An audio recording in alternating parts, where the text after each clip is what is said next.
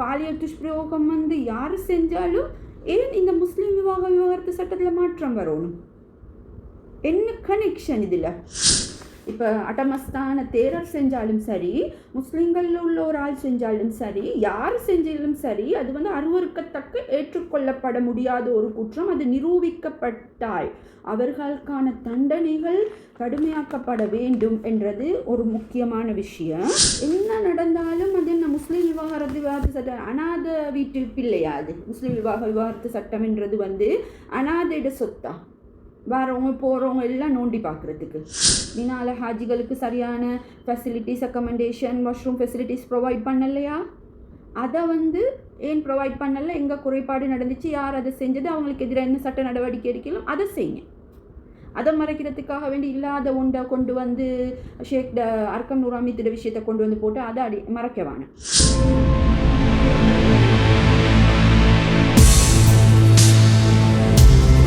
அஸ்ஸலாமு அலைக்கும் வரஹ்மத்துல்லாஹி வபரகாத்துஹு. நான் சட்டத்தரணி நுஸ்ரா நஜ்முடி. மீண்டும் ஒரு பதிவில் உங்கள் அனைவரையும் சந்திப்பதில் மகிழ்ச்சி அடைகின்றேன். அல்ஹம்துலில்லாஹ்.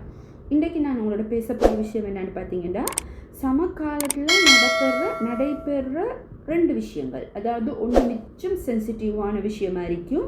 அதில் மக்கள் கொஞ்சம் கலபலையாவி தடமாறிட்டு இருக்கிற நேரம் அதே மாதிரியான ஒரு விஷயம் இன்னொரு விஷயத்தை போட்டு அது அப்படியே மறைக்கப்படுற விடயமாக இருக்கும். உதாரணமாக இன்றைக்கி விடிவெள்ளி பத்திரிகையில் தான் அந்த எக்ஸாம்பிள் எல்லாமே இருக்குது. அதில் முதலாவது மினால ஹாஜிகள், இலங்கை ஹாஜிகளுக்கு ஏற்பட்ட அசௌகரியங்கள், அதாவது சாப்பாட்டில், வாஷ்ரூமில் ஏற்பட்ட அசௌகரியங்களை எப்படியோ வெளியாகி சமூக வலைத்தளங்களில் வெளியாகி அது சம்பந்தமான ஒரு பதட்டமான நிலை காணப்பட போக்கல. எங்களுக்கு இப்படி ஆகிட்டே, நாங்கள் இவ்வளோ சல்லி கொடுத்து போனோமே, இவ்வளோ செலவழித்து போனோமேன்ற ஒரு பதட்டமான நிலைக்கு தள்ளப்படுற நேரம் டக்குன்னு இன்னொரு நியூஸ் என்னது, சாதிக் ஹாஜியார் கொடுத்த கம்ப்ளைண்ட் மூலம் அகில இலங்கை ஜமியத்துல் உலமாட செயலாளர் நாயகம் ஷேக் அர்க்கம் நூர் அமீத் அவர்கள் கைது செய்யப்பட்டார், பாஸ்போர்ட் பறிமுதல் செய்யப்பட்டுச்சு என்ற ஒரு நியூஸால் ரெண்டு நியூஸும் ஒரே சமயத்தில் வாரதால் ஒரு நியூஸ் அப்படியே கீழே போயிட்டு. அப்போ எதுக்கு நாங்கள் முக்கியத்துவம் கொடுக்கணும்? இப்போ பாருங்கள், அர்க்கம் நூர் அமீத் அவர் ஷேக் ஸ்ரீலங்காவுக்கு வந்த நேரம் அவர் ஒரு ஸ்டேட்மெண்ட் கொடுத்துக்கிறாரு. சவுதியில் கைது செய்யப்படவோ தடுத்து வைக்கப்படவோ இல்லை. அப்போ ஏன் அவ்வளோ தடமாத்த? ஏன் அவ்வளோ மக்களை குழப்பி இல்லாத ஒரு விஷயத்தை கைது தடுத்து வச்சே பாஸ்போர்ட் பறிமுதல் அப்படின்னு சொல்லி நிறைய பிரச்சனைகளை உருவாக்கினது? அப்போ அதுக்கு ரீசன் இந்த முன்னால் நடந்த இந்த விஷயத்தை மக்கள் மறக்கணும் என்றதா? ஒன்றை போட்டு ஒன்றை கேன்சல் பண்ணுறேன். அதே மாதிரியான ஒரு விஷயம், இன்னொரு விஷயம் பாருங்கள்.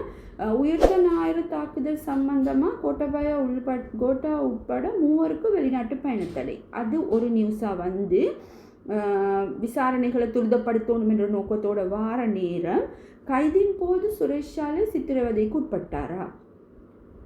அவர் அந்த சித்திரவதைக்கு உட்பட்டு தற்கொலைக்கு தூண்டப்பட்டு தற்கொலை செய்யறதுக்கு தூண்டப்படக்கூடியவராக இருக்கிறார் என்று இன்னொரு நியூஸ் வருவது.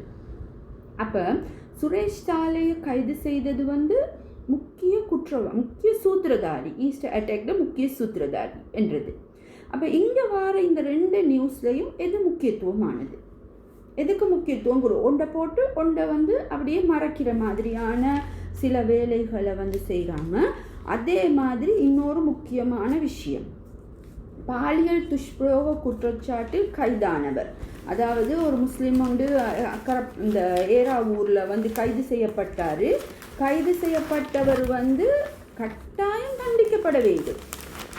அவர் உண்மையான குற்றவாளி என்று சொன்னால் அவர் கட்டாயம் கைது செய்யப்பட வேண்டும். அதில் மாற்று கருத்து இல்லை. கைது செய்யாமல் யாருக்கும் யாரும் வக்காலத்து வாங்கலாம். ஏனென்று கேட்டால் பாலியல் குற்றம் என்றது ஏற்றுக்கொள்ள முடியாத ஒரு குற்றம். அது யார் செஞ்சாலும் சரி, இப்போ அட்டமஸ்தான தேரர் செஞ்சாலும் சரி, முஸ்லீம்களில் உள்ள ஒரு ஆள் செஞ்சாலும் சரி, யார் செஞ்சாலும் சரி, அது அருவருக்கத்தக்க ஏற்றுக்கொள்ளப்பட முடியாத ஒரு குற்றம். அது நிரூபிக்கப்பட்டால் அவர்களுக்கான தண்டனைகள் கடுமையாக்கப்பட வேண்டும் என்றது ஒரு முக்கியமான விஷயம். அட்டமஸ்தான தேரர்ட கைதுக்கு ஈக்குவல் படுத்துறதுக்காக வேண்டி இந்த கைது செய்யப்பட்ட முஸ்லீம் ஒரு மௌலவி என்று போலீஸாரால் அதாவது பப்ளிக் பண்ணப்பட்டிருக்குது. அவர் மௌலவி இல்லை என்று சொல்லி இறக்காமம் ஜமியத்துல் உலமா விளக்கம் கொடுத்ததோட இன்னொரு விஷயம் என்னன்னு பாருங்க. சிறுவர் பாதுகாப்பு சட்டங்கள் அரசியலாக்க வேண்டாம். ஓகே, வேண்டாம். கட்டாயம் இது எல்லாருக்கும் சமமாக பாவிக்கப்பட வேண்டும்.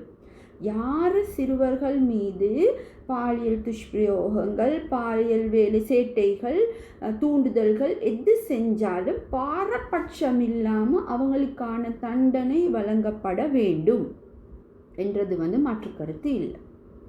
இப்படியெல்லாம் ஒரு நியூஸ் வரப்போக்குள்ள அதே ஹெட்டிங்க்கு கீழே முஸ்லீம் விவாகரத்து சட்டங்கள்லையும் மாற்றங்கள் முன்னெடுக்கப்பட வேண்டும் என்ற ஒரு நியூஸ் வருது. ஏண்டாப்பா, என்ன நடந்தாலும் அது என்ன முஸ்லீம் விவாகரத்து சட்டம்? அநாத வீட்டு பிள்ளையா அது? முஸ்லீம் விவாகரத்து சட்டம் என்றது அநாதையிட சொத்தா? வரவங்க போகிறவங்க எல்லாம் நோண்டி பார்க்குறதுக்கு. இப்போ இதுக்கும் இந்த பாலியல் துஷ்பிரயோகங்களுக்கும் என்ன சம்பந்தம்?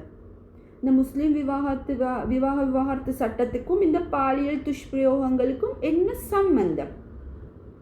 ஏன் பாலியல் துஷ்பிரயோகம் யார் செஞ்சாலும் ஏன் இந்த முஸ்லீம் விவாகரத்து சட்டத்தில் மாற்றம் வரணும்? என்ன கனெக்ஷன் இதில்? ஒரு ஆம்பில் அது முஸ்லீமாக இருந்தாலுமோ தமிழோ சிங்களமோ கிறிஸ்டின் யாராக இருந்தாலும் அவங்க சட்ட ரீதியாக ஒரு திருமணத்தை செஞ்சு அவங்களுக்கான தேவைகளை நிறைவேற்றி கொள்ளாமல் ஒரு குறுக்கு வழியில் போயிட்டு ஒரு புள்ளிட வாழ்க்கையை நாசம் பண்ணுறதுக்கும் இந்த முஸ்லீம் விவாகரத்து சட்டத்துக்கும் என்ன சம்பந்தம் இருக்கு? எனக்கு என்ன விளங்குது இல்லை. இப்போ 12 வயசில் கல்யாணம் முடிச்சு யாராவது கொடுக்குறாங்களா? ஏதாவது ரிப்போர்ட் பண்ணப்படுதா? இல்லாட்டி 12 வயசில் கல்யாணம் முடிச்சு கொடுக்காததால தான் புள்ளேலாம் போயிட்டு பாலியல் ரீதியான பிரச்சனைகளில் மாட்டிக்கொள்ளுதா? இல்லையே. இந்த ஒழுங்காக அந்த ஆம்பளைகளுக்கு இருக்கலான்றதால நடக்கிற விஷயங்களுக்கு ஏன் இந்த முஸ்லீம் விவாகரத்து சட்டம் அநாத புள்ளேட சொத்து மாதிரி எல்லாரோட வாயாலையும் பேசப்படுது? எனக்கு என்ன விளங்குது இல்லை. திருத்தம் வேணும்னு நாங்களும் சொல்கிறோம். எத்தனையோ அறிஞர்கள், எத்தனையோ சட்டத்தரணிகள், எத்தனையோ அமைப்புகள் ப்ரொபோசல் எல்லாம் கொடுத்து தான் இருக்கிறாங்க. ஏன் இப்படி ஒரு பிரச்சனை வந்ததோடு, ஒரு பாலியல் ரீதியான ஒரு பிரச்சனை வந்ததோடு இதில் கையை வைக்கிறது? அதுதான் எனக்கு விளங்குது இல்லை. ஆகவே இப்போ யாராவது ஒரு குற்றம் செஞ்சால் பாகுபாடு இல்லாமல் யார் எவரென்று பார்க்காம சட்டம் எல்லாருக்கும் சமன் என்ற அடிப்படையில் அவர் குற்றவாளி என்று நிரூபிக்கப்பட்டால், எப்போ குற்றவாளி என்று அவர் நிரூபிக்கப்படுறாரோ அந்த சந்தர்ப்பத்தில் அவர்களுக்கான தண்டனை வழங்கப்பட வேண்டும். கான்ஸ்டியூஷன் படி பார்த்தா ப்ரிசம்ப்ஷன் ஆஃப் இன்னசென்ஸ், அதாவது குற்றவாளி என்று நிரூபிக்கப்படும் வரை அவர் சுத்தவாளி தான். ஆனால் இதுவெல்லாம் குயிக்காக விசாரிக்கணும். விசாரித்து இவர் குற்றவாளி தான் என்று நிரூபிக்கப்பட்டால் அவருக்கான தண்டனை வழங்குறதுல எந்த மாற்று கருத்தும் இல்லை. யாராக இருந்தாலும் பிரச்சனை இல்லை. யாருக்கும் நாங்கள் வக்காலத்து வாங்க வரல. செஞ்சால் ராங் என்றால் ராங் தான். ஆனால் எது நடந்தாலும் வேண்டாப்பா இந்த அநாத புள்ளட சொத்து மாதிரி முஸ்லீம் விவாகரத்து சட்டம் உழுது, அதை கேட்குறதுக்கு யாரும் இல்லையா? அதைத்தான் முதல்ல பார்க்கணும். என்ன பிரச்சனை வந்தாலும் இறுதியாக முடிகிறது முஸ்லீம் விவாகரத்து சட்டத்தில். ஆகவே குத்தம் செஞ்சாக்களுக்கு தண்டனை கொடுங்க. அதே மாதிரி ஒரு விஷயத்தை மறைக்கிறதுக்கு, அதாவது இந்த பாலியல் துன்புறுத்தல்கள், அட்டமஸ்தான தேரட கைது, இந்த முஸ்லீமாளோட கைது, இதுவெல்லாம் மறைக்கிறதுக்கு முஸ்லீம் விவாகரத்து சட்டத்தை முன்னெடுக்க வேணாம். அந்தந்த வேலை ஏதோ மீனால ஹாஜிகளுக்கு சரியான facilities, accommodation, washroom facilities provide பண்ணலையா, அதை ஏன் ப்ரொவைட் பண்ணல, எங்கே குறைபாடு நடந்துச்சு, யார் அதை செஞ்சது, அவங்களுக்கு எதிராக என்ன சட்ட நடவடிக்கை எடுக்கலாம், அதை செய்யுங்க. அதை மறைக்கிறதுக்காக வேண்டி இல்லாத ஒன்றை கொண்டு வந்து ஷேக் அர்க்கம் நூர் அமீத்திட விஷயத்தை கொண்டு வந்து போட்டு அதை மறைக்கவான. அது மாதிரி தான் எல்லா விஷயங்களும்.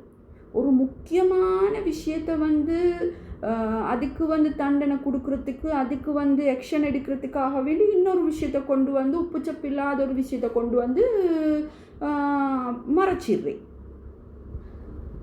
ஆகவே எது முக்கியமோ, எதுக்கு நாங்கள் முன்னுரிமை கொடுக்கணுமோ, சிறுவர் பாதுகாப்புக்கு முன்னுரிமை கொடுக்கணும்னா அதுக்கு கொடுக்கணும்.